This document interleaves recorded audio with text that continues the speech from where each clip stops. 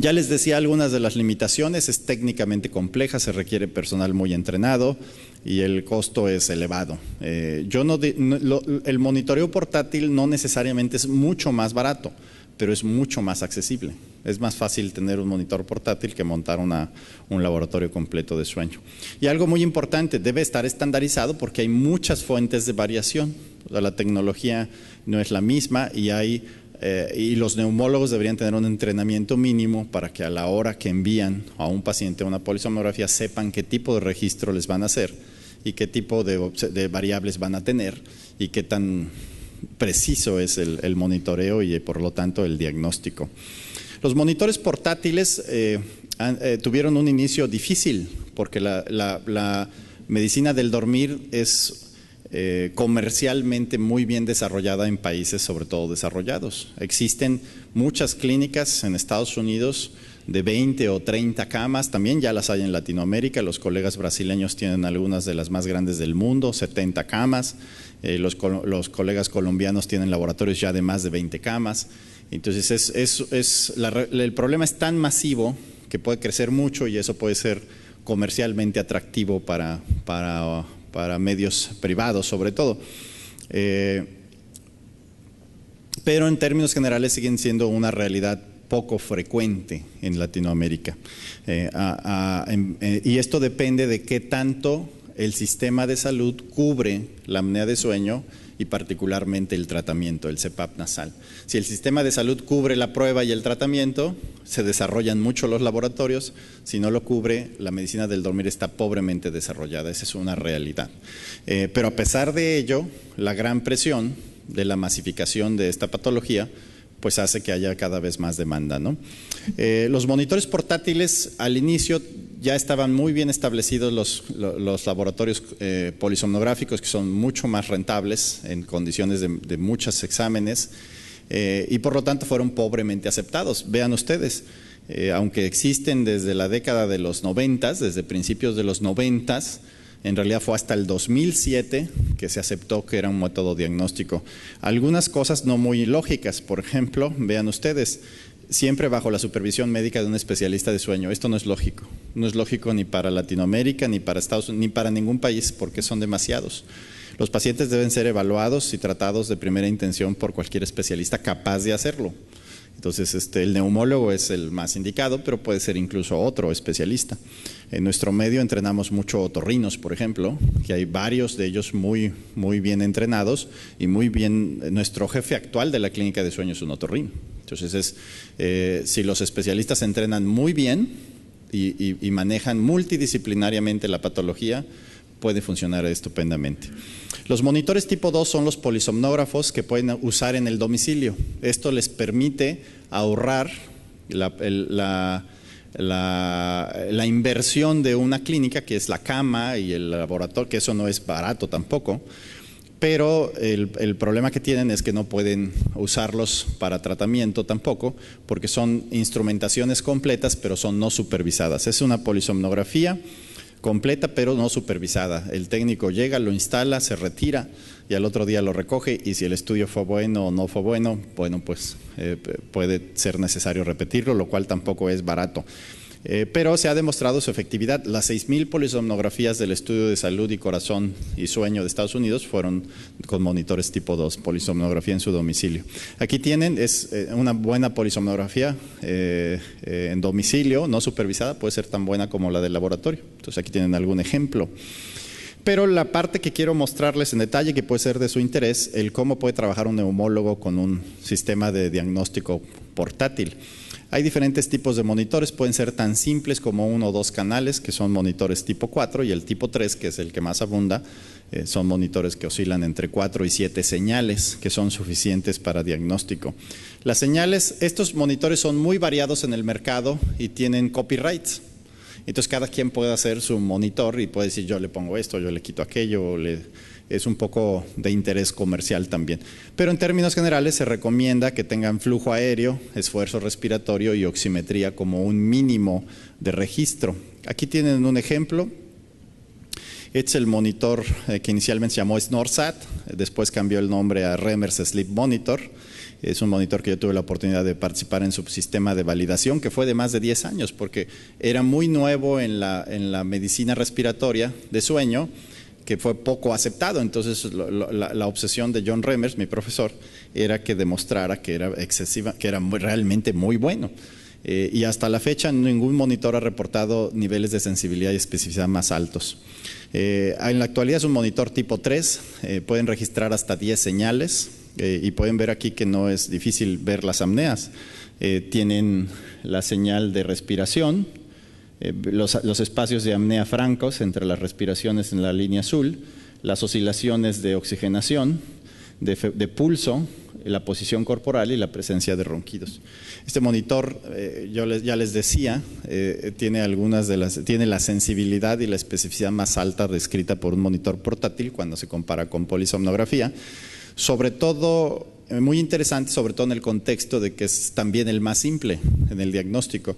El algoritmo diagnóstico está basado en el análisis automatizado exclusivo de la oximetría. Entonces, en realidad podría funcionar con un solo canal, que es un oxímetro de pulso. El doctor Torres se dio a la tarea de validarlo a la altitud de México, está publicado en archivos de bronconeumología en el 2007, y luego él mismo usó este monitor para validar otro monitor portátil que es muy accesible. Este monitor en México, un monitor Reimers cuesta alrededor de $6,000, y este es el Apnea Link. Es un monitor vean ustedes, que la señal primaria puede ser solo incluso flujo respiratorio. Aquí pueden ver. Entonces puede ser también hasta de un canal, y bueno, al términos de una noche de registro en un grupo de pacientes es muy parecido al Reimers y por lo tanto a la polisomnografía. Entonces los monitores portátiles, que pueden variar muchísimo, les podemos mostrar muchos, pero en términos generales, ¿cuál usar? Que siempre es la pregunta obvia en este contexto. Pues el que se familiaricen más pronto, el cual tengan acceso a la compra y que tengan un buen soporte técnico. Esa es una buena recomendación, porque los equipos médicos siempre son caros, y si no tienen un soporte técnico del vendedor, pues a la primera descompostura les va a quedar fuera de uso, ¿no? Y no es una pobre inversión. El monitoreo portátil tiene varias bondades. Puede ser altamente diagnóstico, pero también es más cómodo para el enfermo. Entonces el enfermo se estudia con mucho menos instrumentación, es más accesible, no tienen que montar una clínica completa, es no supervisado y es más apegado al ambiente real del enfermo, que es su medio ambiente, con la esposa al lado, con más alergenos, con más alcohol, con más lo que quieran, ¿no? Entonces, cosa que no permiten los laboratorios de sueño. Pero puede tener también limitaciones, tiene menos información y la interpretación, si no es con un grado de expertise mínimo, pues puede también tener muchos inconvenientes. Los colegas españoles hace unos años publicaron este estudio donde demuestran que la apnea de sueño puede ser diagnosticada y tratada por cualquier neumólogo con un mínimo de entrenamiento. Ellos lo que hicieron fue llevar a un grupo de neumólogos de segundo nivel a la clínica de sueño, entrenarlos un mes y luego compararlos contra expertos de laboratorio, neumólogos, somnólogos, y ver qué tan bien clasificaban a los enfermos y los trataban. Y lo que pueden ver es que un mínimo de entrenamiento, que es el que debería tener cualquier neumólogo, permite el diagnóstico en condiciones simplificadas. Entonces, hace unos años nos crucificaban los colegas somnólogos porque decíamos que la apnea de sueño debería ser de segundo nivel, igual que la espirometría, platicábamos el jueves, pero en realidad, bueno, esto no hay opción, tiene que ser de tratamiento, tiene que ser abordada por la mayoría de los especialistas en medicina respiratoria. Entonces, lo que podríamos decir en torno a los monitores portátiles es que son fisiológicamente representativos de la respiración durante el sueño. Es una tecnología mucho más accesible, pero no necesariamente mucho más barata, porque cuando valoran lo accesible, un monitor portátil también a la hora de analizar costos tienen que ver los que fallen y los que tengan que llevar de todos modos al laboratorio. Entonces, globalmente no necesariamente es mucho más barato. Y aunque el uso es altamente recomendado y puede usarse en ambientes menos especializados, sí requiere un mínimo de entrenamiento. Y bueno, ya para pasar a la última parte de la charla, déjenme platicar un poco de la situación actual de tratamiento. Pueden encontrar muchísimos datos nuevos de tratamiento, sobre todo a modelos no ventilatorios, pero yo no los voy a mencionar mucho por una razón. El neumólogo y el especialista en sueño debe concentrarse mucho en el CPAP. ¿Okay? Creo que los médicos y la sociedad hemos sido demasiado exigentes para el CPAP. Se ha tenido que demostrar repetida y costosamente que es muy efectivo porque ha tenido pobre aceptación desde su invención. Entonces, es un instrumento muy terapéutico y que cada vez se acepta más. Pero tiene un problema de aceptación por los médicos, o lo ha tenido, ya no, y por la gente. Entonces, ese se tiene que eliminar porque no hay mejor tratamiento. Si ustedes van con un paciente, si ustedes tienen pacientes que les dicen que no se quieren tomar la pastilla porque sabe fea, pero es la mejor pastilla, no le tienen que decir tómate otra menos buena, ¿no? Le tienen que decir acostúmbrate a tomar la pastilla fea, porque es lo mejor que te puedo dar. Entonces, otras opciones de tratamiento son eso, ser tolerantes contra una pastilla que sabe fea, ¿no? Entonces, ¿por qué? Y que van a perder este mal sabor por la pastilla, la van a perder con el uso, que eso es adaptación. Y todo el mundo se puede adaptar al CPAP nasal. La historia del CPAP nasal es muy interesante. Como la mayoría de ustedes deben saber, fue inventado por Colin Sullivan a principios de los 80s. Aquí tienen algunos de los modelos históricos, desde los primeros de Sullivan hasta los modernos. Entonces, Colin Sullivan era muy joven, debió haber tenido 30s, 40s cuando inventó el CPAP nasal. Él es australiano y fue alumno del grupo de Toronto. Y cuando recién regresó a Sydney, empezó a explorar las opciones de tratamiento de CPAP nasal. Estas son imágenes de él mismo, donde describe su primer paciente. Vean ustedes cómo exploraba desde la forma de medir el flujo aéreo, exploraba cabinas completas cefálicas. Estas son sus primeras polisomnografías. Su primer paciente, vean, en marzo de 1979. Y este es su primer paciente, que todavía está en CPAP nasal, ya lleva más de 30 años. Entonces, fíjense bien, pasaron más de 3 años para que alguien más reprodujera sus datos. La historia dice que nadie le creía a Sullivan, entonces él tomó su CPAP, fue a Estados Unidos y anduvo paseando por las principales universidades donde había somnólogos respiratorios y les hacía demostraciones para que vieran que servía el CPAP. Entonces pasaron 3 años, Sanders fue el segundo que publicó un grupo de pacientes tratados, y este es de John Remers, que fue también otro de los que le creyó, y que él ya reportó 15 pacientes tratados efectivamente, donde 14 lo consideraban cómodo. Los equipos eran espantosos, se usaban motores de aspiradora, entonces tenían que poner motores en la otra habitación a 20 metros con un sistema de cables, de tubos, para evitar sobre todo el ruido. Estas son fotografías cortesía de nuestro mentor, el doctor Pérez Padilla, en pacientes que a él le tocaron a principios de los 80s, que él tenían que fabricar las máscaras y los CPAPs en el laboratorio. Entonces las máscaras se hacían moldes de la cara, luego se hacían máscaras de silicón, y el CPAP se fabricaba con motores de aspiradora. Este es el que les mostraba. Este era el CPAP típico de la Universidad de Calgary, le decían el Olpal porque se fabricaba en la caja de pescadores que se llamaba Olpal, es una caja de los que usan los pescadores, ¿no? Pero ven que es un motor de aspiradora. Entonces, si ven esto, pues van a adorar lo que sigue. Las primeras generaciones son mucho más cómodas.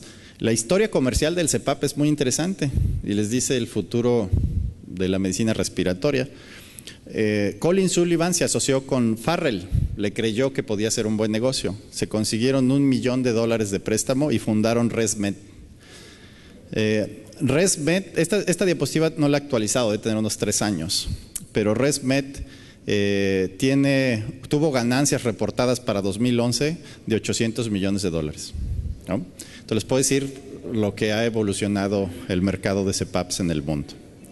Esto también lo mostré ayer, tiene que ver con la patogénesis, es el modelo de Remers como resistencia de Starling, el efecto de la pérdida del equilibrio de las fuerzas que dilatan y las fuerzas que colapsan la vía aérea superior.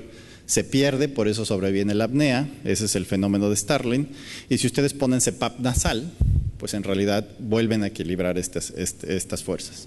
Entonces el CPAP nasal no es más que una ferulización neumática de la vía aérea superior. Ustedes aplican presión positiva, el tratamiento no es el aire, es la presión del aire, y eso se transmite a la vía aérea superior, que la estabiliza contra las fuerzas que la tienden a colapsar. Es altamente efectivo porque es un tratamiento mecánico, y eso les explica por qué no tenemos buenos tratamientos médicos, ¿no?